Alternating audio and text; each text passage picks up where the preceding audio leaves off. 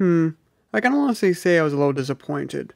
I was expecting something to the level of a side video from Comic-Con, with the film only a few months out.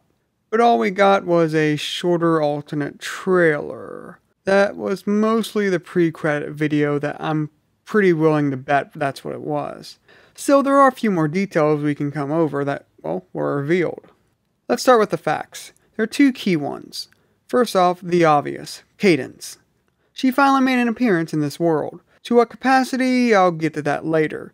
In retrospective though, this does make a lot of sense as her arch rival will likely be making an appearance in this film as well, and the rival school is an obvious allegory for the Crystal Empire. The other fact is the film will only be 70 minutes long, slightly shorter than the previous films. Huzzah! Let's move on to Presumptions. Not too much here besides elaborating on Cadence's role. She is likely a high-level school employee, most likely vice principal or counselor. Like I said, the staff seems to hate principals, and they gave Cadence that look. She will likely also have an advisor role to Twilight, being this world's Twilight's closest thing to Celestia. Another Cadence-related presumption, yeah, we'll likely see shining armor. Those two go hand in hand, or hoof and hoof. Almost like they are married or something. Point is, if Cadence made the cut, Twilight's BBB made it as well, or at least most likely. So disappointed Shining Armor fans, you will finally have your day. Now predictions are where things start to get a little bit more interesting. First off, continuing from Cadence. I have a feeling the movie will end in a very similar way to Matilda, in that the evil principal is forced to leave and a loved figure takes charge of the school and turns things around. Specifically, the school is less stuck up and more pro-friendship.